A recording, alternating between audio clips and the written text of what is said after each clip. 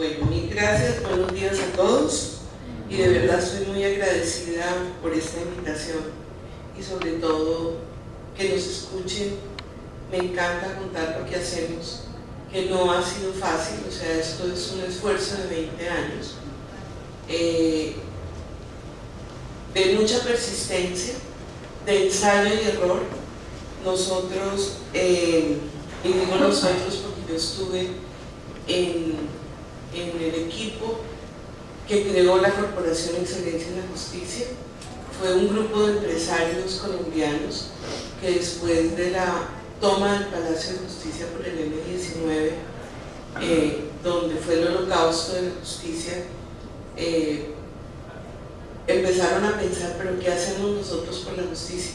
En ese momento en Colombia se presentía que la justicia tenía que ver con el desarrollo del país, y yo me acuerdo que los primeros años era como tratar de descubrir. Había escritos muy importantes en otros países, pero los empresarios colombianos y menos los ciudadanos no entendían esa relación, y empezamos como un apostolado, un grupo de personas que dio origen a la creación de esta entidad. Fue creada por empresarios colombianos. Nuestro énfasis es en la gestión judicial, en la producción de sentencias. Hay otras ONGs muy importantes en Colombia, como de justicia, que hacen litigio estratégico, que promueven los derechos humanos. La corporación está especializada en observar y hacer propuestas para que el aparato de justicia sea cada vez mejor y más eficiente, que sea realmente un servicio al ciudadano. Y hemos recorrido un camino, ha sido lento, hemos acompañado reformas importantes en Colombia, las observamos, tenemos, y esto es como la primera cosa que decimos, dentro de esos empresarios que crearon la corporación estaba el periódico más importante de Colombia, que era el diario El Tiempo. El director del Tiempo fue hasta hace 3 años el presidente de mi junta, y hoy es presidente de mi junta el empresario colombiano más respetable que tiene el país. Es un señor de 84, 85 años, se llama José Alejandro Cortés y es dueño de un grupo financiero muy importante en Colombia.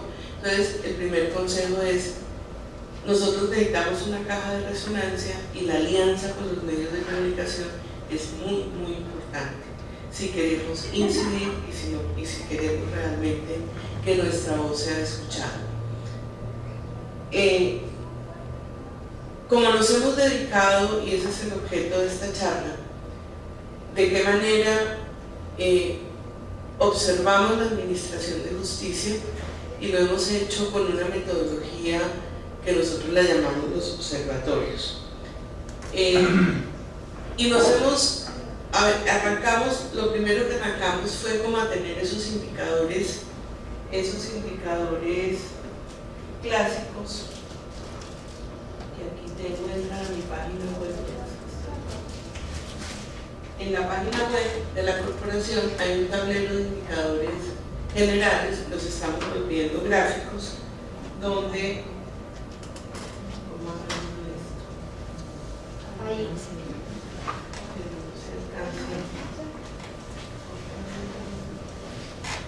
donde más o menos ponemos si ha subido o si ha bajado en el último año, y son los indicadores clásicos que usted encuentra en todo poder judicial. ¿Cuántos jueces hay por habitante?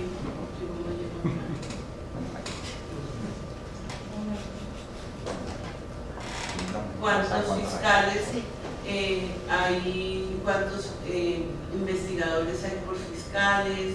¿Cuál es el presupuesto que se le asigna a la rama judicial en relación con el Producto Interno Bruto? O sea, es lo que más o menos describe el Poder Judicial, esa tasa, ese tablero de indicadores. En el pasado teníamos una metodología para medir la impunidad, que es muy importante en nuestro país. En nuestros países, cuando cambió el sistema por el sistema penal acusatorio, perdimos la metodología y no la hemos vuelto a reconstruir. Y no la hemos vuelto a reconstruir porque todos los indicadores de impunidad de todos los países, inclusive países desarrollados, es excesivamente alta y creemos que ahí está pasando algo. La mayoría superan los 70%, el 75%, y una universidad de México acaba de sacar un ranking de impunidad. No está Venezuela, está Colombia, nosotros somos el tercer país peor en el índice de impunidad mundial. Entonces estamos mirando ese índice a ver si lo acogemos para seguir midiendo la impunidad en Colombia. Pero entrando entonces cómo son nuestros observatorios y la metodología, nosotros, además de esos indicadores generales de los que ya les hablé, que les mostré el tablero de indicadores que está en nuestra página web, decidimos hacerle seguimiento a las reformas procesales más trascendentales que hay en Colombia.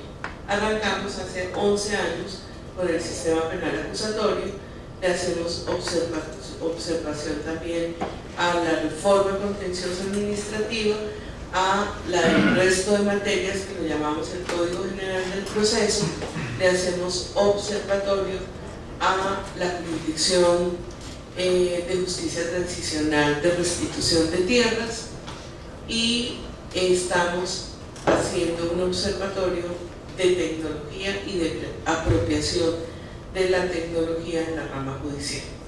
Esos son nuestros observatorios, y adicionalmente le hacemos seguimiento con otra metodología a las grandes reformas que no tienen que ver con el proceso, sino institucionales, como la reforma constitucional de las que le hablé ayer, o por ejemplo un cambio en la estructura de la fiscalía, o por ejemplo que se va a implementar el arancel judicial. Entonces miramos, acompañamos el proceso legislativo y posteriormente vamos mirando si el impacto que tenía en recursos para la justicia en el arancel judicial se están dando o no se están dando, si se están recaudando y por qué no se recaudan, pero eso es una metodología mucho más ligera. La de nuestros observatorios, como es una metodología que llevamos 11 años con ella, realmente es bastante sólida. Entonces, nosotros fundamentalmente lo que hacemos es que primero conocemos la ley y escudriñamos cuál es el objetivo que quiso el legislador con ese cambio judicial, y eso lo volvemos, por ejemplo, tutela judicial efectiva. Dice el legislador: pueda cambiar este procedimiento porque tenemos que dar tutela judicial efectiva, o porque queremos que el sistema penal acusatorio se dedique a la gran criminalidad, o porque atienda adecuadamente a las víctimas. Y entonces a esos grandes objetivos le diseñamos unos indicadores, y nos vamos y miramos todas las fuentes de información que tiene el Estado. Nosotros trabajamos con fuentes secundarias en términos con fuentes secundarias que da el propio Estado colombiano. Analizamos todas las fuentes y decimos cuál es la que nos da mayor credibilidad, y le empezamos a usar esa fuente. Paralelamente a eso, como el objetivo es el Poder Judicial tiene que mejorar sus fuentes de información, la corporación vive haciéndoles sugerencias. Les decimos: miren, mejoren sus sistemas de información, porque nosotros vamos a ser los primeros que les vamos a pedir información sobre estos indicadores y estas variables. Y como conocemos suficientemente sus bases de datos, entonces les decimos: mire, esta base de datos no está funcionando por esto, no hay información, hay problemas en la parametrización de algunos datos, y acompañamos a punto de derechos de petición ese mejoramiento de las fuentes de información. Ese ha sido un trabajo, yo creo que no se ve mucho, que es muy dispendioso, y que yo no puedo salir a decir: mire, es que la fuente de información se mejoró por mi presión. Estoy convencida de que sí. A punta de derechos de petición, las fuentes del Estado se han ido mejorando. No en la medida en que uno quisiera. Nos han pasado cosas terribles, deciden cambiar el sistema y perdimos toda la serie histórica, como nos pasó con la Fiscalía. Entonces, Por ejemplo, en el libro de 5 años de evaluación del sistema penal acusatorio, nosotros teníamos una fuente de información, llega el último fiscal, la cambia y casi no pudimos sacar el de los 10 años. Y hay cifras que no coinciden con las de la fiscalía, y era porque nosotros hemos tratado de reconstruir la serie histórica, pero eso ahí es todo un drama. O sea, con eso uno se tiene que enfrentar. Ojalá fuera más sencillo, porque sería más fácil los análisis. Colombia también suscribió el acuerdo de gobierno abierto con varios países. No sé si Venezuela lo ha suscrito. Gobierno abierto quiere decir todos los datos, todos los datos tienen que ser abiertos, transparencia total, y hay un comité, como eso es un trabajo entre sociedad civil y Estado, nosotros, varias ONGs, Transparencia por Colombia, Corporación de Excelencia, hacemos parte con el Estado de esa comisión y vamos a ese foro mundial de gobierno abierto. Los gobiernos dicen, hacen un plan con nosotros y ellos van y rinden cuentas y la sociedad civil les dice que ustedes no han avanzado, se han avanzado. O sea, nosotros estamos en un puesto directivo directamente con el Estado para el mejoramiento de todos estos datos.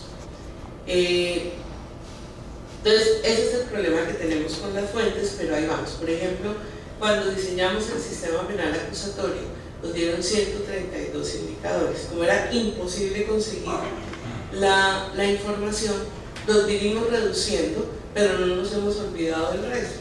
Y nos seguimos diciendo, mire, es que la meta es llegar a información a estos 132, pero no hay información para medir todo lo que quisiéramos medir.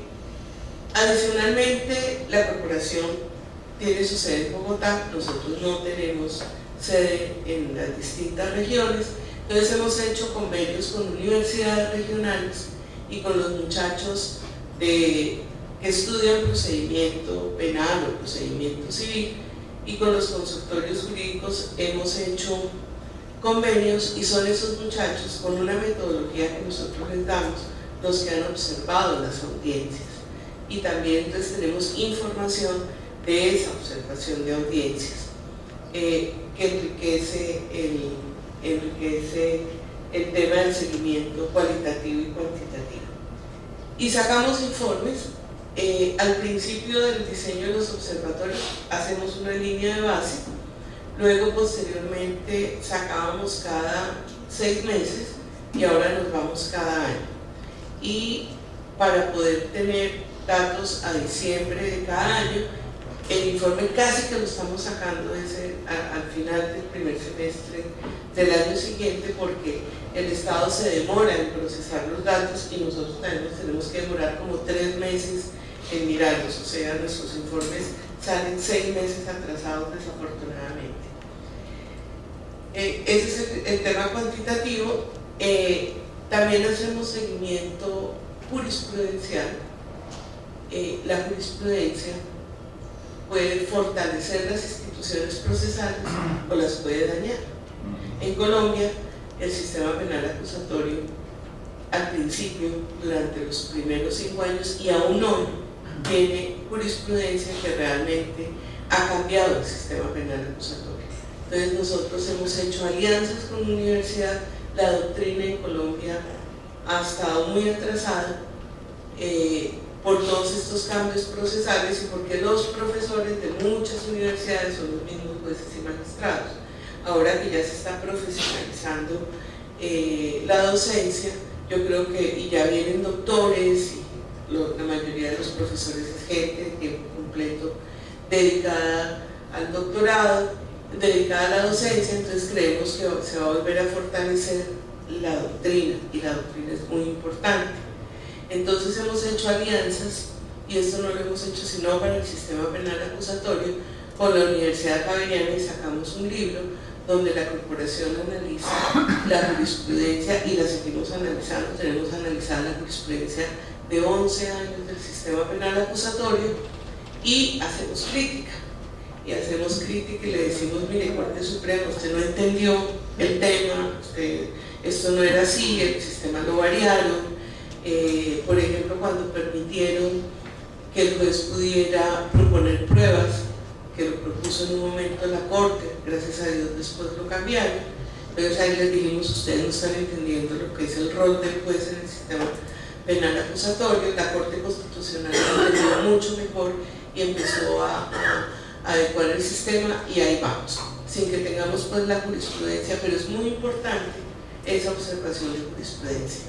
Nos gustaría, no hemos conseguido financiación y no hemos empezado, fuera de esa del sistema penal, a hacerle seguimiento a la calidad de las decisiones judiciales. Nosotros en Colombia también tenemos sentencias de 400 páginas.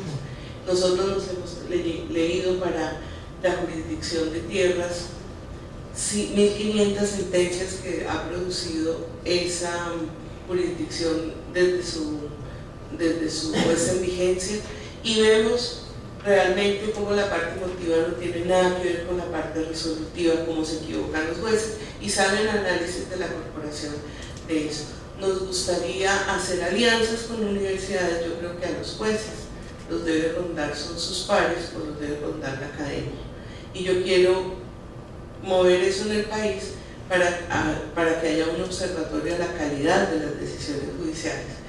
Hay un sentido o sea, como la gente piensa, y fíjense que es uno de los objetivos que ha tenido el legislador en varios códigos, la tutela judicial efectiva. Dicen que la mayoría de las sentencias no resuelven la justicia material, o sea, son tan etéreas, son tan irrealizables, son tan poco ejecutables que como que queda en punta. Entonces yo creo que eso hay que empezar a observar, y si uno no lo observa, ellos nunca se van a mejorar. Entonces la jurisprudencia es muy importante. También le hacemos seguimiento permanente a los cambios normativos. El sistema penal acusatorio en Colombia en 11 años lo han modificado 32 veces, ¿ya? O sea, hay que estar pendiente. A nosotros nos llama el Congreso a audiencia pública para que opinemos ya en todo lo que es sistema penal acusatorio, igual que nos llama la Corte Constitucional, y ahora nos está llamando la Corte Suprema de Justicia cuando tienen que ver algo con el sistema penal acusatorio. Nos piden nuestra opinión y vamos a una audiencia y decimos sí o no. En ese momento en Colombia se está tramitando una reforma más integrada al sistema penal acusatorio, y ahí pues damos nuestra opinión, pero eso es populismo punitivo, y eso es realmente es que los políticos colombianos creen que con cambiar la norma cambiamos la realidad, y eso es lo que más prometen y lo que más fácilmente se hace, sin darse cuenta de que no dejan asentarse los sistemas, no dejan asentarse los cambios cuando ya lo estamos modificando. Nuestro observatorio tenía dos instrumentos que no los hemos podido desarrollar por falta de plata. Uno es el seguimiento a la opinión pública. Nunca hemos tenido plata para hacer encuestas a usuarios, para saber qué piensan del cambio, si les está sirviendo. Entonces nos hemos dedicado a hacer seguimiento a los medios, y tenemos una base muy monitoreo de medios, una base yo creo que la más grande que tiene el país sobre el sistema penal acusatorio, sobre todas estas reformas, porque creemos que los medios de comunicación son por lo menos un instrumento que pulsa la opinión pública, pero realmente tenemos que ir hacia las encuestas de usuarios. Eso es un trabajo ahí pendiente que tenemos por falta de recursos, como ya les dije. Y tenemos otra cosa, aplicamos con la Universidad de los Andes una metodología que se llama dinámica de sistemas, también para el sistema penal acusatorio y para la ley de justicia y paz. Es un instrumento de política pública hecho por ingenieros industriales.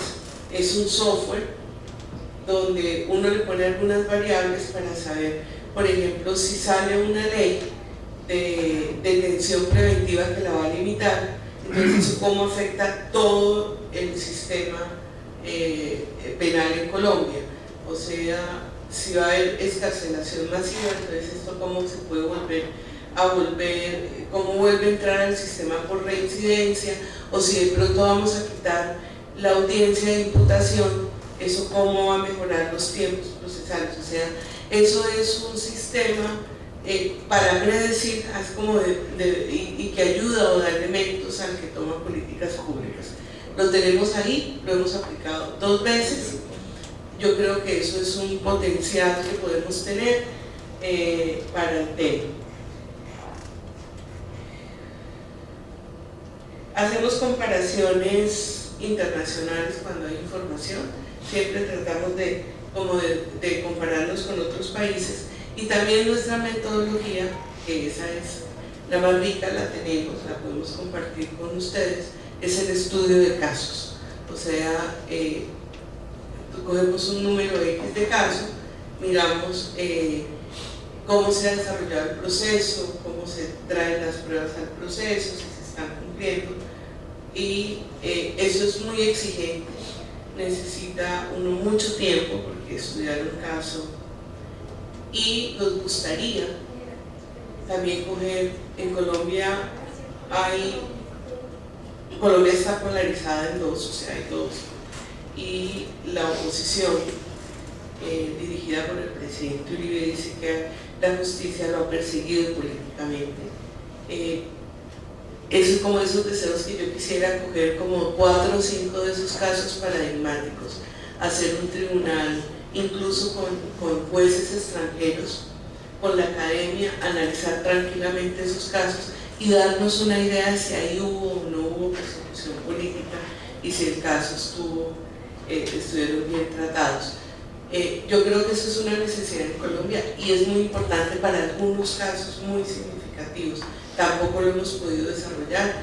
Yo incluso hablé con algunos magistrados internacionales a ver si querían hacer parte de ese tribunal con la Universidad de los Andes, en un foro académico donde se analizara tranquilamente en la academia el devenir de un proceso, y no hemos podido realmente seguir adelante.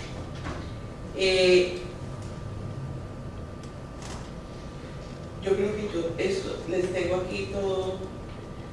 Nosotros más o menos el sistema de justicia, los indicadores generales, tenemos 60 indicadores que miran la demanda y el acceso, la efectividad del sistema, la suficiencia de la oferta institucional, la seguridad jurídica, la legitimidad y la credibilidad. Nosotros también tomamos muchos datos, por ejemplo, ustedes me vieron ayer del Latinobarómetro o de la encuesta Gallup, no son necesariamente nuestros, como le digo, nosotros no tenemos plata para tener nuestras propias encuestas, usamos lo que esté disponible y lo que nos dé mayor credibilidad. Ahí en esta presentación, pero pues creo que no tengo tiempo, cómo miramos la efectividad. Entonces, por ejemplo, el histórico de ingresos, egresos, inventario de procesos a nivel territorial, por tipo de proceso y jurisdicción, los índices de congestión, de evacuación, la proporción de tutela frente a los otros ingresos de la jurisdicción, por lo que les comenté ayer que todos los jueces son jueces de tutela y la tutela es casi el 40% de lo que manejan las jurisdicciones. Los tiempos y costos procesales, acabamos de hacer el año pasado un estudio de tiempos y de costos procesales en un muy mal momento, porque es un momento de cambio procesal. Nosotros nos resistíamos mucho a hacer esa consultoría y ahí aprendimos muchas cosas. Primero, que conseguir la información es un drama, que los archivos del Poder Judicial, eso es otro drama, que los jueces a veces no nos permiten el acceso a la información y toca hacer mucha presión. Las cosas han cambiado y una llamada mía a un juez me abre las puertas, no sé por qué, será porque nos tendrán miedo o algo, pero es difícil, es difícil. Hay personas que no pueden hacer investigación. Nosotros tenemos las bases de datos de la justicia y nos las dieron por una consultoría que hicimos con ellos, y yo todos los años les pido la actualización, y yo les pido información y no la dan. O sea, nos corren porque nosotros tenemos una ley de información pública y de participación ciudadana que nos dieron muchos dientes a los ciudadanos para pedir información. Es una ley que lleva ya a ser 2 años de expedida, y tenemos el derecho de petición que a eso le corre.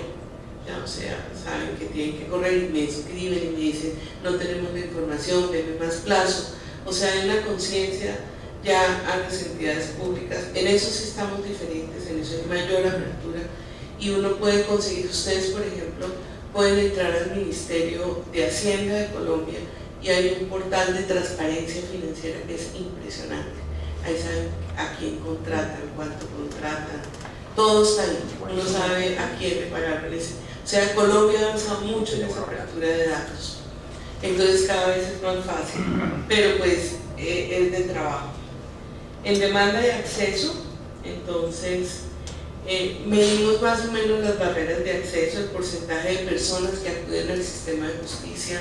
Tratamos, el DANE tiene una encuesta de victimización, consideramos que esa encuesta de victimización es como esa demanda oculta, porque ahí se les pregunta si han tenido un delito, o perdón, si han tenido un conflicto, si acuden o no acuden al sistema de justicia. De cobertura y eficiencia, tenemos el número de jueces, pero pasan cosas muy curiosas. La ley de información pública ya exige, incluso estamos en este momento publicando declaraciones de renta, hay una declaración de bienes y ingresos de los funcionarios públicos, y este año hay un movimiento más por esa transparencia. Y cuando yo pido las hojas de vida de los magistrados del Consejo de Estado, me las dan, de la Corte Constitucional me las dan, la Corte Suprema de Justicia me manda unas cartas y yo se las saco en los periódicos, que me dicen que no, que eso está, no puedo acceder por el derecho a la intimidad. Y no me pasan ningún, y es la Corte Suprema de Justicia, esa corte es súper cerrada, venía de una crisis, ahora ha entrado gente nueva, entonces hay como apertura. Y yo les mando un comunicado a los medios y les digo, mire, les mando la carta que me acaba de mandar la Corte Suprema, y algunos me hacen eco, otros no me hacen eco. La intimidad y credibilidad, seguridad jurídica. Los observatorios, ya se los dije, esta es la historia, las fechas en que tenemos esos observatorios, los que llevamos, que ya les dije de las reformas. Y es que ya les conté más o menos. Mire, por ejemplo, los objetivos que tuvo el legislador para el sistema penal eran imprimir mayor garantismo del proceso, la eficiencia procesal, la eficacia de la investigación y juzgamiento de los grandes delitos y la implementación efectiva de la justicia restaurativa. Tiene otros que no me los pusieron acá, sacamos libros. Lo más importante es, como nosotros leemos esos códigos, no los leemos con código de abogado, sino que tenemos un economista, un ingeniero industrial, un politólogo. Cuando nosotros nos hemos leído esa reforma y escudriñamos qué era lo que se quería hacer con ese sistema, eso se convierte en una herramienta de capacitación impresionante. Cuando nosotros le hacemos la presentación a los jueces, muchos me han dicho, y eso es lo que pretende esa reforma. Entonces eso se va quedando ahí, porque es que eso tiene que realmente interiorizarse, y todos los operadores de justicia tienen que saber que lo que estábamos tratando de hacer con este cambio legislativo era eso, era, por ejemplo, lograr la tutela judicial efectiva. Y en esas discusiones que yo tenía con el Consejo de Estado, me decía, ¿cómo que tutela? Es que nosotros no, miren lo que, y les sacamos cuáles son la caja de herramientas que está dando la legislación para lograr esa tutela judicial efectiva. O sea, leer un código de esa manera es lo más enriquecedor que hay, y por eso es que nos volvemos súper expertos en procesal y en política pública, y es mucho más fácil hasta para el diseño del modelo de gestión esa lectura. O sea, eso también es algo que lo podemos compartir con ustedes y hacer un ejercicio de leer un código con ese lenguaje que es más importante. Tengo aquí lo que hemos incidido nosotros con estos observatorios y con el quehacer de la corporación. Toda como el tiempo, yo estoy dando cuentas de 20 años de existencia, entonces solamente rápidamente, porque creo que se me acabó y tengo todos los códigos. Nosotros logramos, la corporación hizo parte del grupo promotor que quiso cambiar el sistema penal en Colombia. Nosotros fuimos la Secretaría Técnica de la Comisión Redactora. Cuando se pone en vigencia el código, nos nombran secretarios técnicos de la Comisión de Seguimiento del Sistema Penal Acusatorio. Yo, como secretaria técnica de ese proceso, detuve durante 5 años más o menos la reforma al código.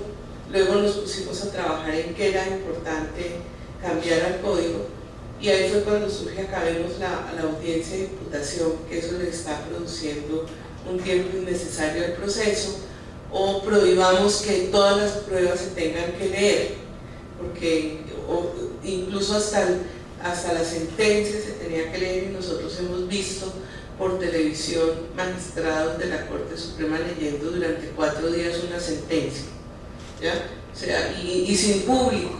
Entonces eso no tiene ni siquiera sentido ni razón de ser. Siempre hemos promovido que haya un procedimiento exprés, que se aborte en la primera audiencia para pequeñas causas penales o delitos de poco impacto. Ya hay un proyecto de ley que divide los delitos en delitos y contravenciones y está permitiendo o va a permitir un proceso más expreso. La corporación, como es la que tiene toda la historia de la reforma y tiene todo lo que ha pasado, porque lo tenemos sistematizado, nos convertimos en fuente obligada de información y tenemos mayor conocimiento para poder incidir en el cambio de política pública, que ha sido lento. Bueno, así tenemos todos los observatorios, los indicadores que tenemos. Por ejemplo, este es el del Código General del Proceso, maximizar el acceso a la justicia, ahí tenemos 23 indicadores. El servicio de justicia más eficaz, ahí diseñamos 19 indicadores. Justicia de calidad, 16 indicadores. Servicio de justicia pronta, con 70 indicadores.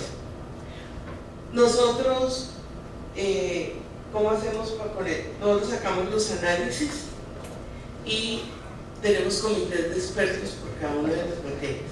Algo que yo sí tengo que resaltar es que la corporación tiene una red extensa de colaboradores, todos pro bono. Yo puedo llamar al magistrado o al profesor, les encanta ir a nuestros comités de expertos, como que pueden sacar todo lo que tienen y nos ayudan a pulir esas conclusiones.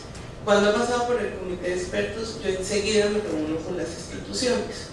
Entonces me siento, les cuento, mire, estos son los resultados de nuestros monitoreos, ellos dan explicaciones de por qué una cosa, de por qué la otra, ayudan a enriquecer la información, y no la saco a los medios si no lo conocen previamente en las instituciones. O sea, yo antes de darle cualquier información de un informe de esto, yo me recorro todo el estado y les digo, esto es lo que está dando, los cito a una mesa, si el ministro no va, entonces me voy con el ministro y le informo, le digo, ministro, voy a sacar esto a los medios y ya, sáquenlo. Entonces nunca tengo ese rechazo porque nunca los tomo por sorpresa, ya, siempre voy, les digo lo que voy a sacar. Y así funciona, tengo una página web y sacamos cuando tenemos plata libros. Esto es la línea de tiempo que se los dejo acá, en lo que hemos incidido en ese cambio de ese procedimiento. Esto es lo del Código General del Proceso, igual como del Código Contencioso, el Observatorio de las TIC, cómo estamos haciendo eso, y en la restitución de tierras con estos indicadores. Estos son como nuestros logros, que ya más o menos se los he dicho. Y tenemos otra manera de observar, que es elección visible, que creo que ayer les dije también, porque igual creemos que si no se mejora el recurso humano, del Poder Judicial no vamos a lograr la transformación. Entonces hicimos una alianza, arrancamos 13 ONGs de todo el país, se llama Elección Visible, tenemos una página web, hemos logrado que se